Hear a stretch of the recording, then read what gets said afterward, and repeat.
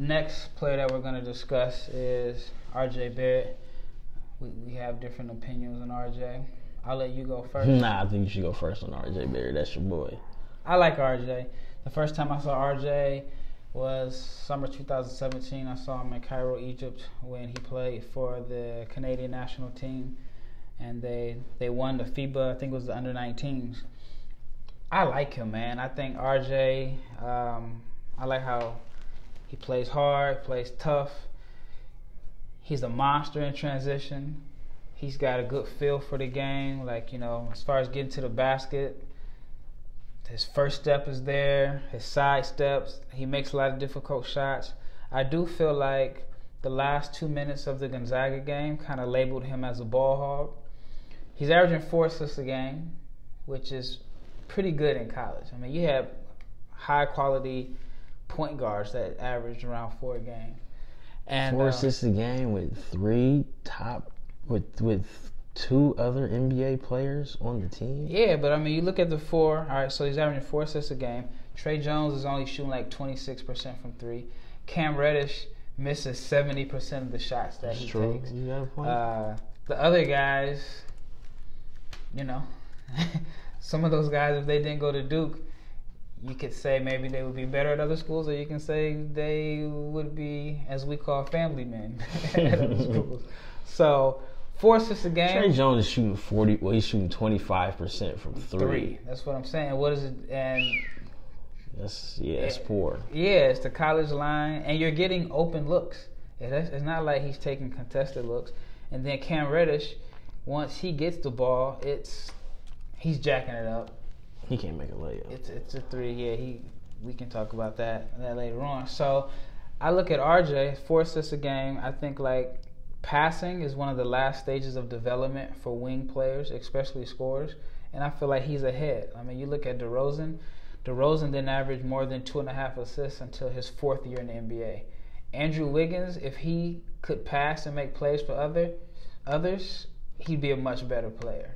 So I feel like RJ is ahead of the curve on that. I definitely think he's a closer. He's somebody you can give the ball to and say, hey, go get us a bucket late in the game. And then I think he's going to be much better in the NBA with space. That Duke floor is so condensed. Yeah. So you give him space, and he's already like scoring at like a record pace for Duke freshmen. And he's playing, they have more talent than other teams, but I think RJ's special. I think he has the chance to be a 3-level scorer in the NBA. Has he shot a mid-range jumper before? His step backs. Look at the film. He got a lot of step backs where he's creating, getting to a spot, stepping back, pulling up, and then he's been shooting the 3 ball a lot better lately. And then we all know he can get to the rack. So I'm high on R.J. Barrett. I think that Zion is gonna go number 1, but I don't think the gap is as wide as people think it is. Now, as far as I think if you're a general manager, the gap is small. But if you're an owner, it's a huge gap. Why isn't the gap as big for you? Because I think Zion is what I would call a superstar complementary player. So he's a guy that is going to make your team better. He's going to make the people around him better because of his intangibles. But I don't think that he's going to be the 1A best player on a contending team. So the Blake Griffin comparison, which Blake had one of the best rookie years Blake had ever. one of the best rookie years ever. It was like 22 and 10, maybe like 3 22 assists. and 12, 3 assists. But I don't know if but I don't think you can go far with Blake Griffin as your best player. I don't look at it down the line like that because you don't know what is going to happen, and the game.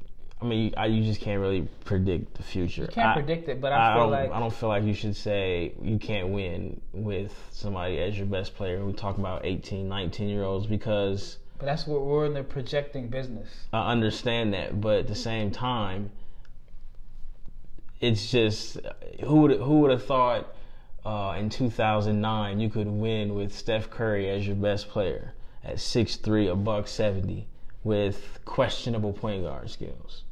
Well, I feel like even as a rookie, Steph averaged 17 a game, and you knew he was going to be one of the best shooters in the world. But he's one of the best players. He's one of the best point guards ever. The signs were there.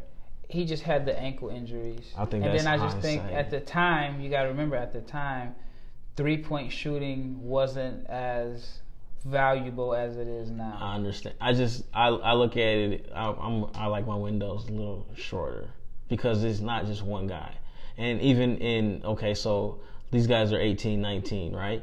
And we'll say we want them to be whatever, all-star, superstars in 4 or 5 years. Well, in 4 or 5 years, Giannis is going to be 28. It's still going to be his league. You feel me? Yeah, I mean, I definitely agree with that. Embiid is still young. I really don't like him, but Ben Simmons is still young. So it's like I don't want to sit here and say he has the potential to be a franchise guy and can win. Like, winning is more than just one guy. Because you can sit here and say Devin Booker has all the skills in the world, but guess what? Phoenix sucks. Yeah, and that's not necessarily all on him, but it just doesn't, it's not as black and white, at least to me. Well, I'll give you an example. Ben Simmons has put up great numbers. I don't think you can go far with Ben Simmons as your best player. Oh, yeah, I agree, because he's not. That's different. He's not a shooter, but he's not a closer.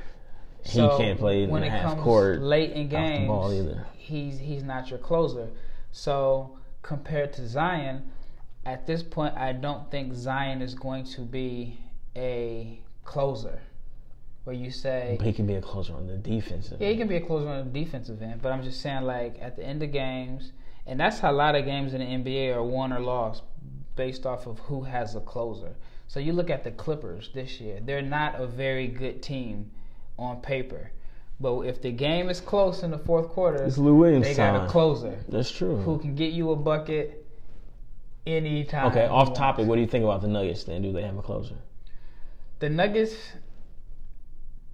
I guess off top you can't say they have a closer. But what they have is all types of mismatches when your center is actually playing point guard. Exactly. And he's allowing. So how much do you value a closer? Because and it's not the same thing.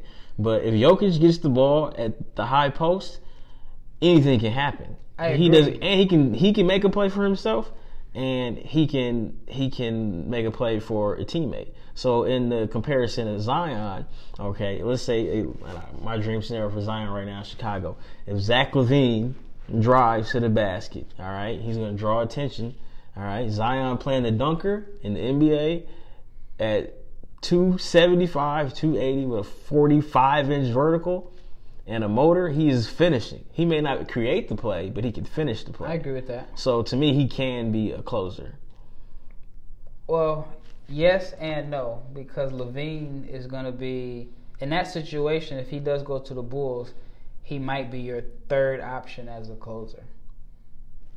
I would run I'd run a LaVine. Laurie pick and roll any day of the week, yeah. Pick and pop, and then with Zion at the dunker spot. But you can run a LaVine Zion pick and roll, right? If LaVine peels off of that clean, you got Laurie in the corner, and you got Otto spacing the floor as well. Yeah. All right. If they double LaVine, he can make a pocket pass to Zion.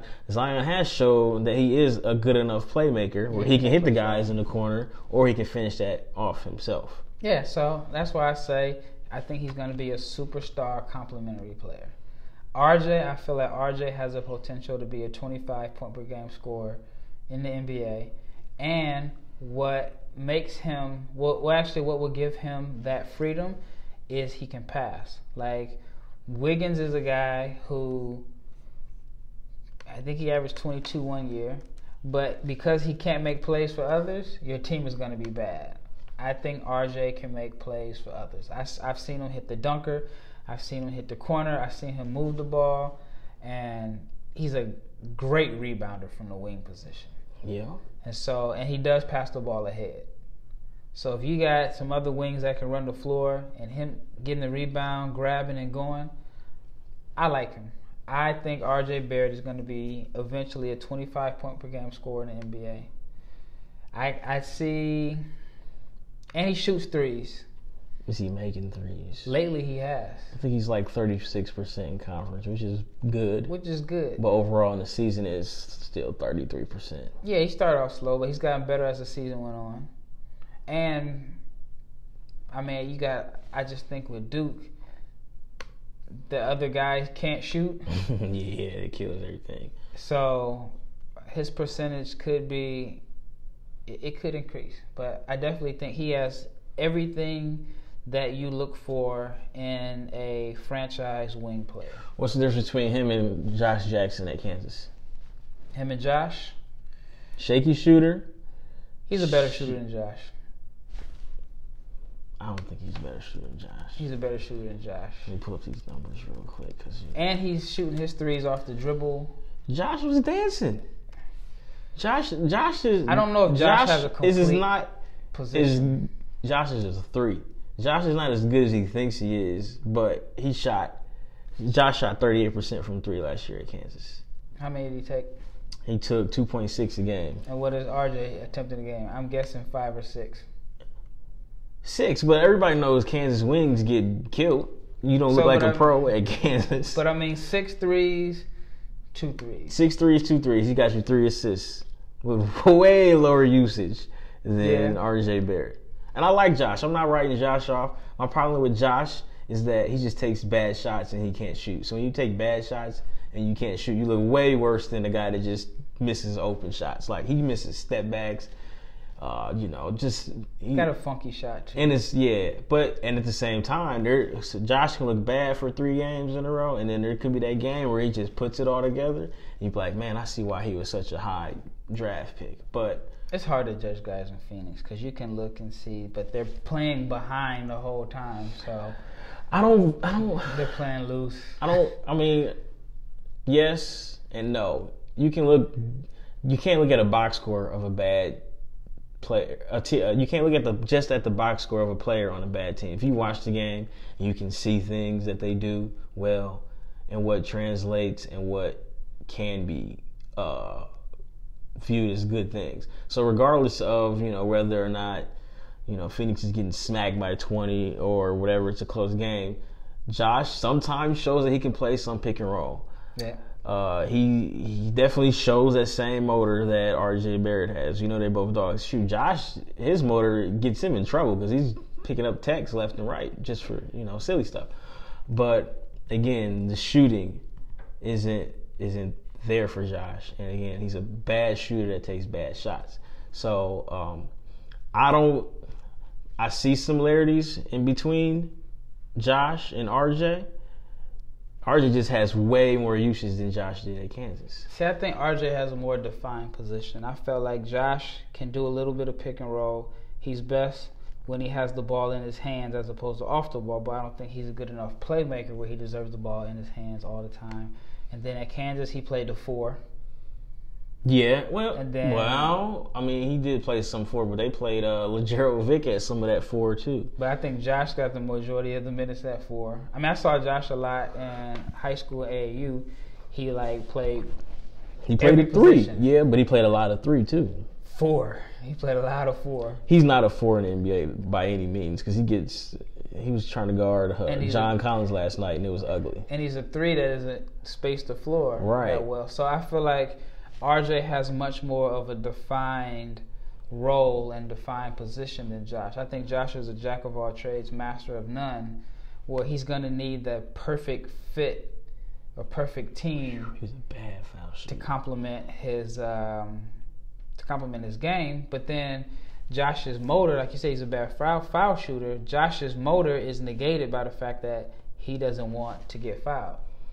So you eliminate, especially late in games, you eliminate his aggressiveness and how much he wants to attack. Well, I feel like RJ is always going to want to attack. That's true. I don't dislike RJ Barrett. He does a lot of good things. Like I said, his motor, I think he's really good in transition. He shows the ability to be a good playmaker, but at the same time, he'll show you that, he only sees the rim. I'm not trying to be like the, super negative guy on him. like I said, he does a lot of good things. I like how he has a slow step in transition, good Euro steps in the half court.